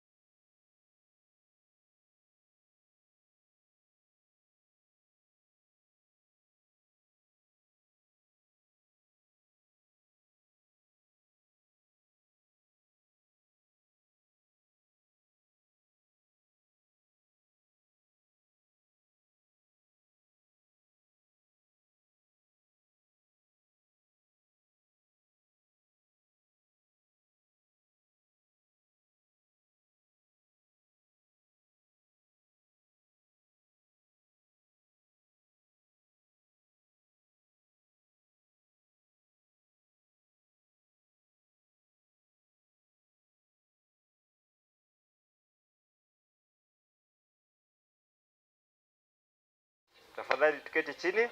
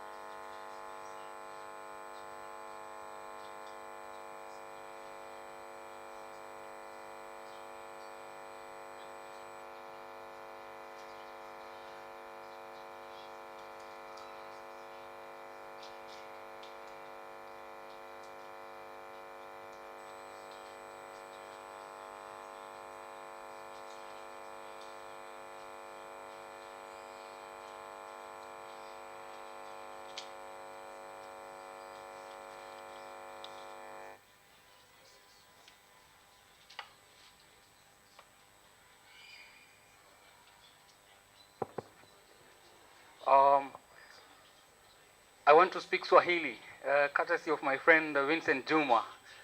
He has been psyching up the Vijana and Agribiz competition 2023 all the way from the hub level, that is the virtual incubation sessions, all through to the national competition level.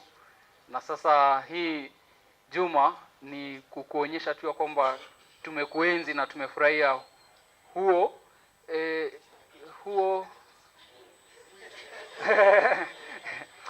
this Swahili thing, huo mwelekezo, sivyo? Mwelekeo, asante sana kwa hilo. So we want to go into a very special session, a very special what session, a very special session. So I want to invite our MC for the day, Bwana Ernest, to continue guiding us through. Asante sana, Ernest, karibu.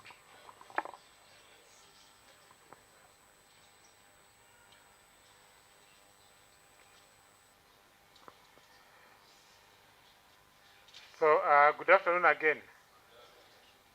So I think we are now all winners. And now it's that time that you want to announce, know that if you're not called, you're not a winner, but you're still a winner, okay?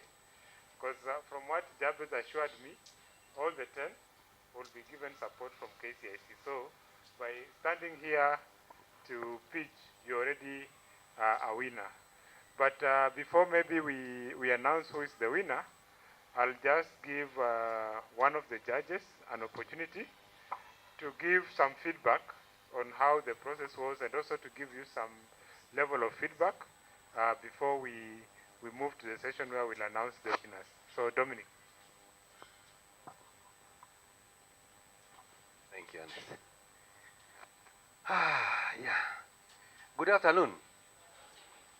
Hey, hebu tujipigieni makofi. Manze,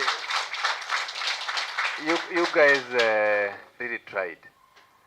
And let me tell you, it's one of the most difficult things to do is to be a judge in such a competitive initiative. You guys were good, very good actually. And we commend you highly. Looking at you, young as you are, I think it is CEO earlier in the morning, or I can't remember who said that, the future is, in us. It was, I can't remember exactly, but when you look at ourselves, we are actually carrying the future.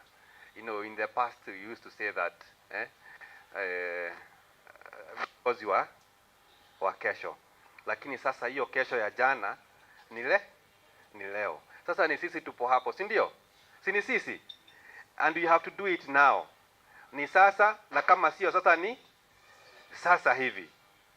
And I am happy when I look at your faces and listening to you, think that you had to present here. And actually had a lot of difficulty in terms of getting to decide now who scores what and so on. And this cuts across all the judges because all of you, had very good innovations. You had very good ideas thought out, and you are addressing a problem was, a gap that you have seen out there in the market. And what I loved most about this is all of these technologies we are talking about are actually trying to address an area of my passion, which is agri. Yeah. Now, in yesteryears, when we looked at agri, everybody thought of agri being an ugly, difficult, and dirty thing. Because when you are growing up, ulikuwa unaambiwa utasoma, na kama utasoma, utakuja kufanya nini? Kulima, si ndio? So all of us feared agri, na agri ni wale watu wameenda retire, ama wale watu hawakusoma, si ndio? But the narrative is changing. When I look at you, I see a change in the narrative. Because by using tech, of course agri, and especially when you're talking about production, one of the most difficult bit of it has been, it's tiresome, it's cumbersome. If you are going to thresh mahindi na kugonga na muti, it's cumbersome. Nobody, that's why you want to send a shuleni tuende kufanya kazi Nairobi. But with the use of technologies that you are talking about, if I can irrigate my farm by phone, click on my phone and water drips into my crops, why wouldn't the youth want to get involved in agri? Instead of riding a motorbike, why don't I ride a harvester in the farm harvesting rice or maize? Technology in agri. So we love what you guys are doing. Jipigieni makofi.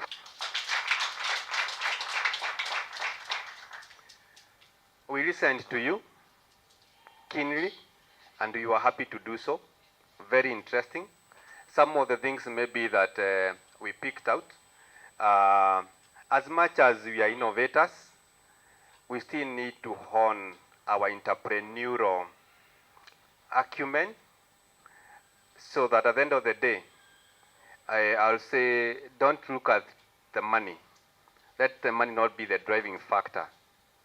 Look at the problem, and when you offer a solution, money follows you.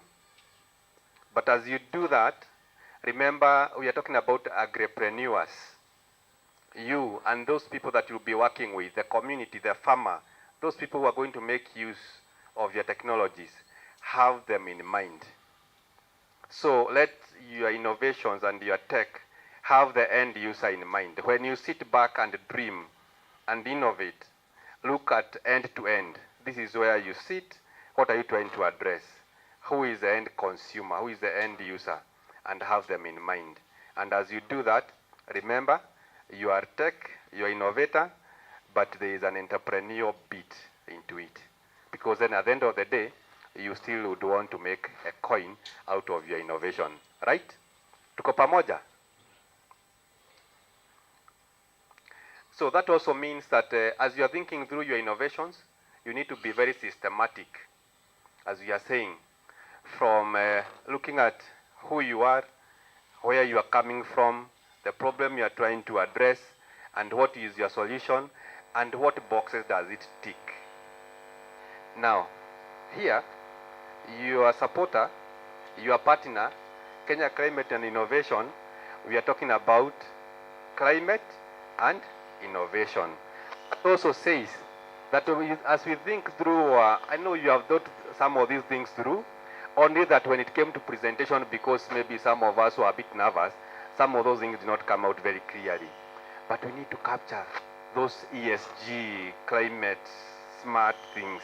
You know, we want to hear the numbers, what impact, environmentally, socially, think them through, and let those numbers come out. Remember, out of here, maybe the next thing will be a competition in East Africa, in the region, or wherever it will be. So you need to come up with numbers. This is what we are doing in irrigation. So how does it impact the environment, social? What are the numbers? Is it measurable? So you maybe need to do a bit of research on that area, so that the next time you do your presentations, let those numbers come out very clearly, and how your innovations are actually contributing to those things we are calling about ESG, climate smart. Remember, those are the thematic areas that the world is talking about. Green energy, talking about sustainability, talking about regenerative agriculture, talking about sustainability, talking about feeding the soil. You know, as we talk about these things, you know, how are innovations actually contributing to this? We also need to think more about our revenue models. A majority of us, you got questions about your revenue model. How did you arrive at this? Are you making sales? Are you making money? How did you arrive at these numbers? We need to think through that, yeah, from a financing perspective. Now, one thing with incubation, as well as mentorship and advice, is actually to help and prop you to become finance and investment ready. How do you package yourself for investing or for investment? How do you package yourself for financing? Remember, this may not necessarily maybe at this stage come out, but if tomorrow, for those of us, there are some of us here who are maybe 2 steps ahead of us, or a step ahead of us, because there's someone here who is in ideation, but there's somebody who is already generating revenue. So tomorrow they might need to go and borrow from the bank. And even for those people who are in ideation, it also means that they will not be there forever. So they are crawling now, tomorrow they will be walking and running, right? So they will need to go and borrow. When you go to the financier, or you want someone to invest in your business, you know, there is a beautiful story, but there is a figures. They want to know, you know, are you making money? How much? How? Are you forecasting? And so on. And with the forecasting also comes with the planning of your business, because we say you also plan on your cash flow and when to borrow and so on. And as you forecast, you think through what's your revenue model, how do you make money, and how can you forecast, and when do you need, if it's to borrow, or when do you need an investor to come in. So also on the jobs and how they are created. Again, a number of us here, we struggled with getting, you know, job creation. You have a beautiful innovation. Now remember, this has always been a debate, and someone asked here, one of the judges was asking one of you here, when we invest in tech, innovation, it also means that we make work easier. So work that needed to be done by 10 people now just needs 1 person to come in, you know. So would you say that is a negative of, a negative aspect of tech? Well, I don't think so. But it is really on how you package it and how you put it out there. Indicate a breakdown on how you intend to create jobs, or how your innovation is going to impact socially and create a job and so on. Yeah. And also as you do that, again, for a majority of us, it was not also very clear what you intended to do with the funds that you wanted or you're asking. So again, from that angle, you need to be very clear on the purpose of the financing or the funds that you are going to receive. Yeah. Tomorrow, for those of us who would want to borrow again from a financier, we actually insist on you breaking down the usage of funds clearly, the way it is marked. The 1,600,000 is going to buy a thresher, 200,000 is going to build a warehouse or wherever it is going to sit. This much is going to, like it is clearly broken down. How is this money going to be used? But when you say, I need 1 million to grow my business, what is growing your business? What constitutes that growing of your business? What needs to go into it? So it needs to be very clear. And when it is clear and shareable, then it becomes actually easy then to convince others that you need that money and it is well thought how it is going to be invested. So the other thing maybe I would say is it's important to continue learning and learn and learn and learn. Today, people asking me or saying they would want to invest, even in agri especially, I tell them, before you invest in that poultry farm, before you invest in that pig farm, before you invest in that BSF, please, can you visit 2 or 3 other, 4 or 5 farmers who are doing the same thing, see what it is they are doing, how they are doing it, challenges they are going through, because we don't have to learn from our own mistakes. Why don't we learn from the experience of others? So I'll still say to us, let's learn and leverage and partner with others. Then of course, let's plan. Let's plan our innovations, as we said, systematically with the end in mind. So I guess those are my few comments, unless maybe there's anyone who has a question. But I must reiterate here and say, it's a great honor and opportunity to actually get to listen to all of you, and all of you did well. And as my friend here said, even if you don't get the check today, know that you are a winner. By the program, and you have arrived here and you got an opportunity to pitch. Do you know how many opportunities, how many people out there with innovation that, they would actually want to pitch? And you guys got here up to top 10. So you're already winners. And I'm sure there are also other benefits that comes with this through the incubation and hopefully in future acceleration programs. Thank you very much. Let's clap for ourselves. Yeah, thank you, Dominic, for those words of encouragement. I remember when I was a young man, I used to hear that Vijana ni viongozi wa Vijana ni viongozi wa kesho. But I think I want to change that narrative. That Vijana ni viongozi wa leo, wa sasa hivi. Yeah, so I know today we've witnessed quite remarkable showcase of some great innovations and from you talented young people. And I think each of those ideas presented here today is just a statement of how creative and dedicated all of you are. So as everyone has said, I think we are all winners. But what I want to encourage you is that as you live here today, just know that the innovation you preach today will make great impact in the future. So for me, that will be the future, not today, that you will wait to be the leader for the future in another day. So I want to invite Patricia, who will then tell us when they went, I'm a Catholic, and when we want to choose a pope, we go and lock some bishops somewhere, and they have to deliberate, pray, and when they agree who is the next pope, we see the white smoke. So we took all our judges somewhere, and we tell them they have to deliberate, pray, and we saw white smoke. So I want to invite Patricia to come now and announce, not that she'll be announcing the pope, but then who are our top 3 candidates for today. So welcome, Patricia.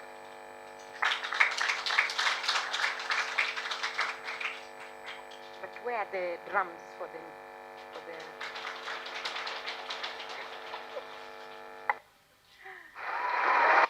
yeah, something like that.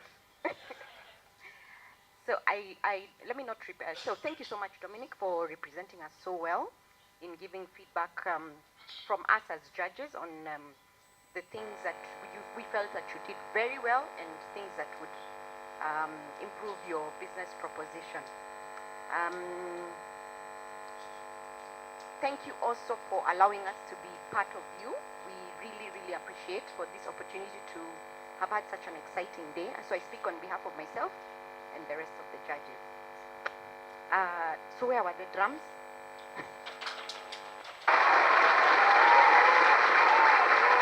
Okay. Better.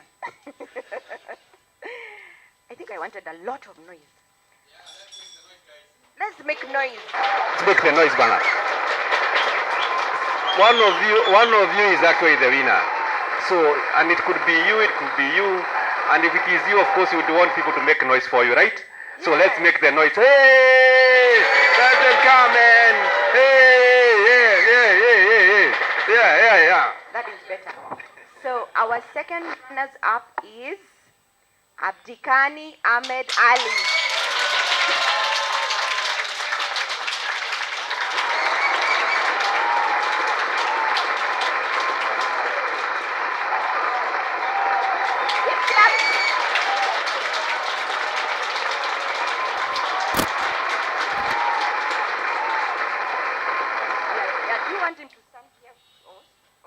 All of them, eh? Okay, fine.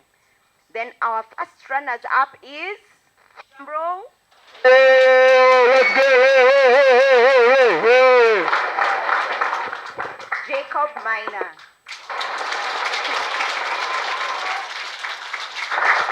We can do better, man. We can do better. Hey! Yeah.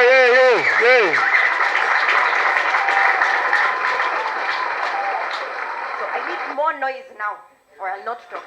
We can stand up, man. Let's stand up for the final, man. It could be you. It might be you, actually, yeah? Hey. So some more noise. Let's go on. So our winner is... Drum roll. You! It is you! It is you! Our winner is Esther Wanjiri. Hey!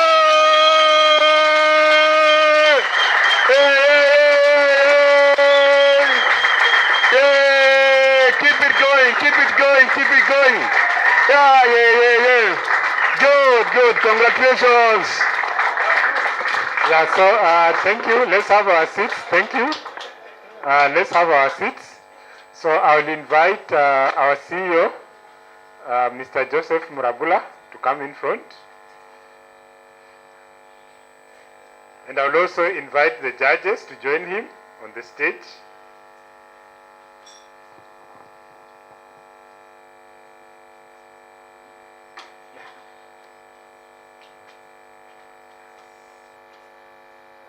So I will now want to invite Abdihani.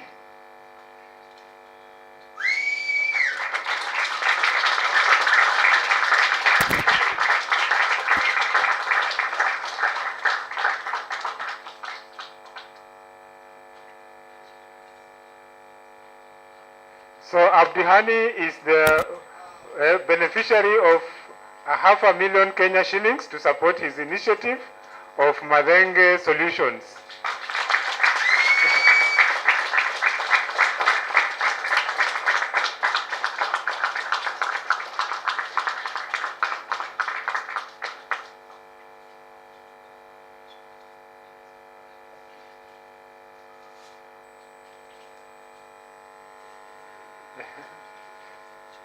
Good. Yeah, so thank you, Abdihani. So now I want to invite Jacob.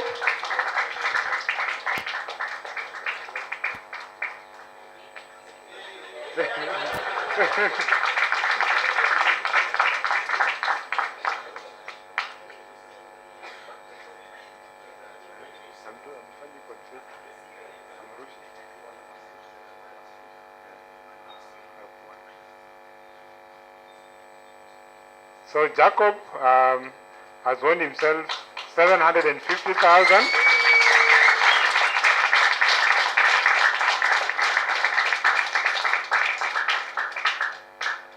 Then finally, Esther.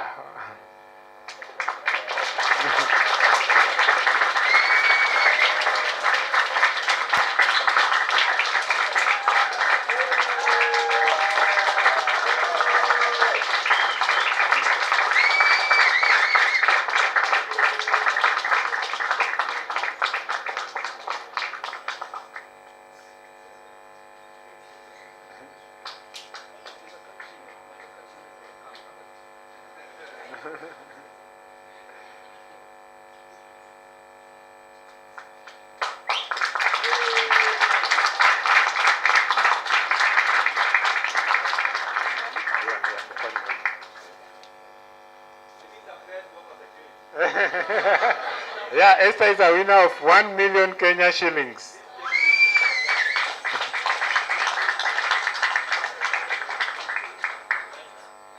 Okay, now I want to invite Esther, you can remain.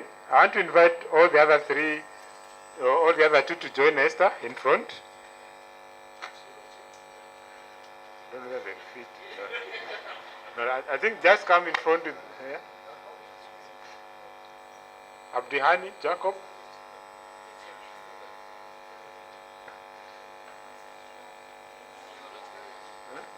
It can fit. Yeah? I think you can go with your check. I'm sure you can all fit.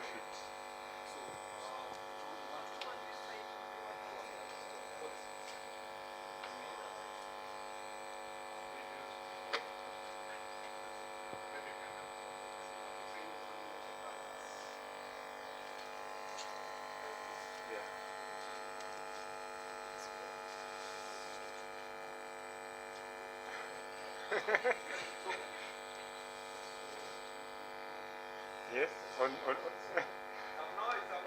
So we want some noise. Hey!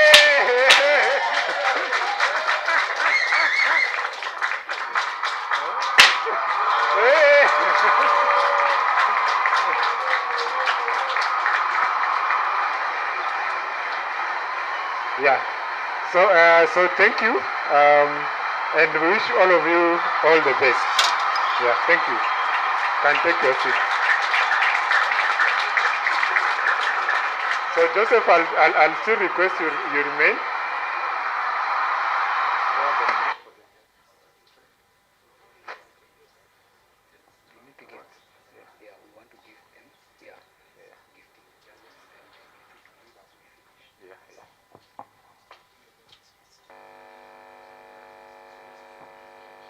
So now, for our judges, we just also want to say thank you for taking time from your busy schedule to support us in making this event a success.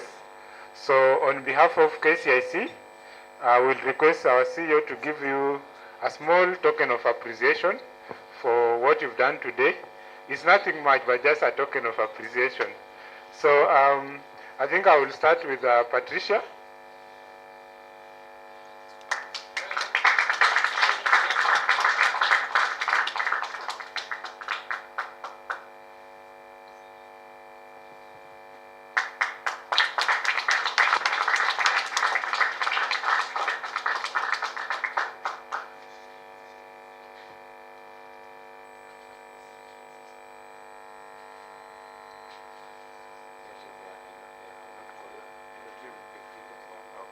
Yeah, then I want to invite Dominic.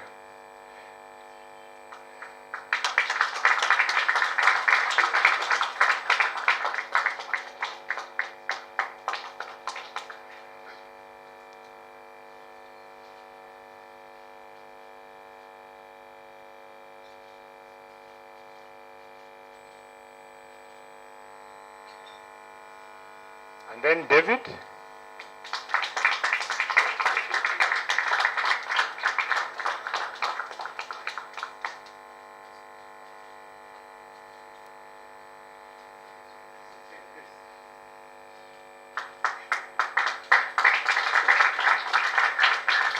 Then we have Christine, she's on a call, so I think, Juliet, you can pick it for her.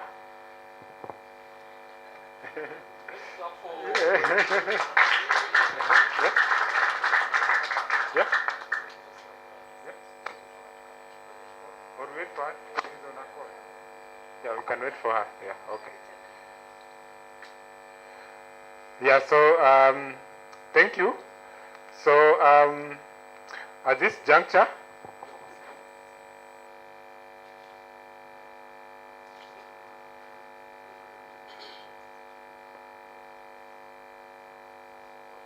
so now I think, thank you, Joseph. Yeah.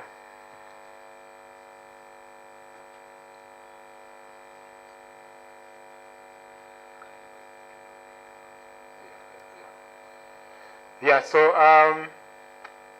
now I'll invite one of the coordinators for this event to give us, make just a few announcements on what we've planned for the evening. And thereafter, I will invite Jabez to give a vote of thanks before we close. So, Eli. Clap for me, guys. Come on. I'm forcing a clap out of you. We are happy, right? We are happy. We are all winners. We are all winners in this. So, thank you so much, all of you, for being here today at the finals of this year's Vijana and Agribiz competition. I'll just take a few minutes to give an announcement about certificates. So, all of you guys, the 24, will be receiving certificates. You will see. Can I get a better clap? Come on. So we'll reach out to Joy Adhiambo. Joy, where are you? After this, of course, she'll be able to give you the certificates. We understand we have some of our colleagues who have already gone to their respective areas. We'll find a way to have the certificates be delivered to them. So after this, we had our hosts organize something for us, something small. After this session is officially closed, we'll be having a cocktail session. You'll have to get drinks, discuss, exchange those business cards, make contacts, talk to the judges also. I believe you'll be here to have a taste of that. And as we close the day. So those are the only remarks I have to make right now. The others will be discussing at the cocktail session. Sawa sawa. So I want to force another clap out of you as I hand back the session to our MC. Thank you. Ernest? Yeah, thank you, Eli. So now I want to invite Jabez to just give a vote of thanks before we have the closing remarks. Thank you, Ernest. I don't think I'll take long because I don't want to be the person standing between you and your cocktail. Sawa sawa. All right, so I think just to appreciate everyone for finding the time to be here with us today, and most especially to the 24 participants who have been here since Monday.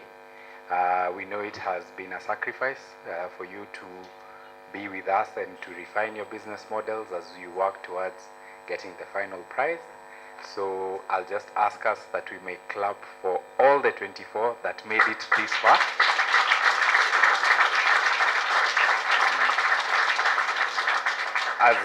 As Joseph said this morning, you are in the top 1% of the youth in agribusiness in Kenya that have innovative ideas.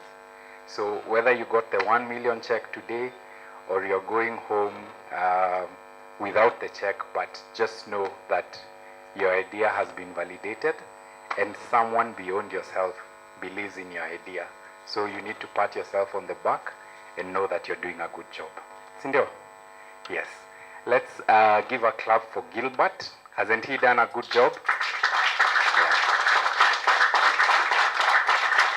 Gilbert has walked the journey with you, beginning when you were 40 of you, when you were meeting virtually, when some of you did not know how to do a deck or what needed to go into a deck, and he has been able to support you guys to be able to come up with those decks and to be able to reach this far. And some of the decks that we saw here that were quite well done and quite innovative, it is because of his support. So thank you so much, Gilbert.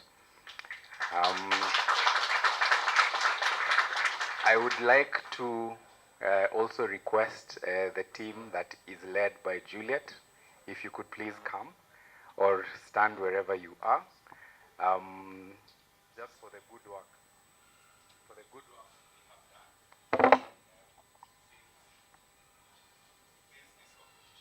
So Juliet and your team. So as they come, I would like just to say that initially we used to outsource this competition to be done by a consultant from end to end. But then we realized that it's a good opportunity to also build the capacity of our staff. And our team, led by Juliet, I believe they have done a good job from the call of application to the evaluation process, to setting up the boot camps, to being here the whole week and to ensuring that then we get the top 3 winners. I think they have done a brilliant job. So please let's clap for them. Thank you so much for the time and the effort that you've put to make this event a success. KCIC is proud to be associated with you and to have you as part of the KCIC team. Asanteni. I think lastly is just to thank our management team, beginning with Rhoda, Felix, our CEO Joseph, Ernest, for finding the time to be here today with us. We appreciate your time for being here and for spending the day with us. Thank you to our judges. We cannot appreciate the sacrifice that you have made just to take a full day to be with us. We know it's a sacrifice, and for that we are grateful. Thank you all, and I'll hand back to Ernest as we prepare ourselves for the cocktail. Yeah, thank you, Jabez. So we are coming to the tail end of this event, and as your MC for today, I just want to leave you with a small inspiration, my closing inspiration, because I'm sure I will not speak after my CEO, because I'll invite him to officially close the meeting. So mine is, as you live today, carry the spirit of innovation with you, and remember that the small ideas has the potential to grow into something extraordinary. So let us continue sowing the seed of innovation and harvesting a brighter, sustainable future together.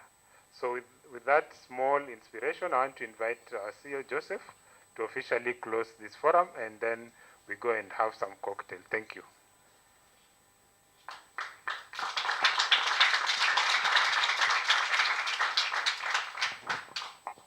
Very well.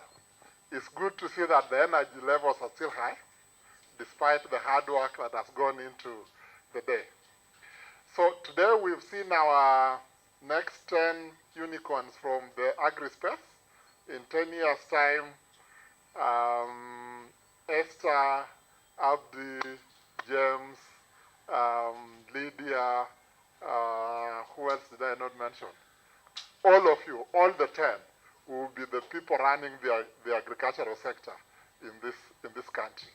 I can assure you, you better believe it, because at KCIC, I've seen organizations that were started off as ideas 2015, 2014. Right now, they're the biggest players in this country. But when they were starting off, they had nothing. All they had is an idea. And then they sat with the KCIC team, did a lot of hackathons, spent many, many hours just thinking about what needs to be done. KCIC was then able to structure support, mentorship, technical assistance, financing, business advisory, and worked with government just to ensure that the policies environment is right. And now they are big businesses employing hundreds of people. And so there's no reason why in 10 years that cannot be the innovations we've seen here today. So mine is to thank you most sincerely for coming up with the ideas in the first place. We know it's not very easy. You have to sit down and wherever you are, be it under a tree or be it in your home, and spend many hours just thinking about what you want to do.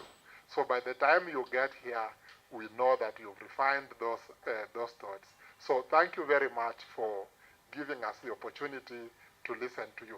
You are basically the reason we are here today.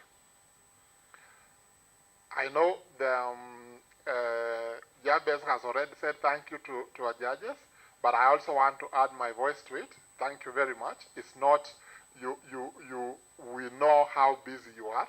So for you to set aside a whole day just to be here shows how important this event is and how much importance you attach to it. So thank you to our judges, and then our team, the KCIC team. All this would never have happened without you. I can guarantee you I did not do a single thing. The only thing that happened is I was told on 10th of November, don't put anything else in your diary. We want you at the Vijana and Agribiz finals. So that's all I did to be here. So, and it would never have happened if the rest of the team didn't do their job. So thank you very much for the KCIC team, for the hard work. And I know that this is basically the start. So the real work begins after here. You've seen. So now it's our duty to ensure that the enterprises succeed. From here, the ideas that they have become businesses, and then they are accelerated to become commercial enterprises. So we have work to do, but thank you very much for bringing us up to this level. I know I'm standing between you and the cocktail, and sometimes it's criminal to stand between people and food. Yeah, so I want to stop here, but just to wish you a very nice weekend, safe travels to wherever you are going, and feel welcome to KCIC anytime you are in Nairobi. Whether you are a winner today or you're not, you are still part of the KCIC family, whether you are a judge, whether you're just an observer, and of course, all the people in here. Anytime you are at Strathmore, we are on the 3rd floor of the Strathmore Business School, please feel free to pop in there and, let us share ideas. We have offices across the country where all this team has come from. So if you are from the coast, remember we have an office at Kalro Mutopa in Kilifi. If you are from the Mount Kenya region, we have an office in Meru ATC. What's the real name? Kanguru ATC. If you are from the frontier counties, Isiolo, Marsabit, Wajir, that side, we have an office in Isiolo at the NRT, Northern Rangelands Trust offices. You are from Kiambu or from the central region, we still have an office on the Eastern Bypass here in Kamakis. So Polly and her team will be there to take care of you. For those from Western Kenya, we have an office at Mabanga ATC in Bungoma. For those from the Nyanza region, we have an office at Kisii ATC in Kisii. So basically, we have an office everywhere. So wherever you are, if you want to find us, if you have some ideas for us, please feel welcome to KCIC anytime. And you can speak to everybody. Literally everybody in KCIC has information about everything about KCIC. So all our staff have all the information. So feel free to speak to anybody. So thank you very much. I don't want to keep you waiting. I know you're very tired. All I want to say now is welcome to the cocktail and have a nice weekend beyond that. Thank you very much.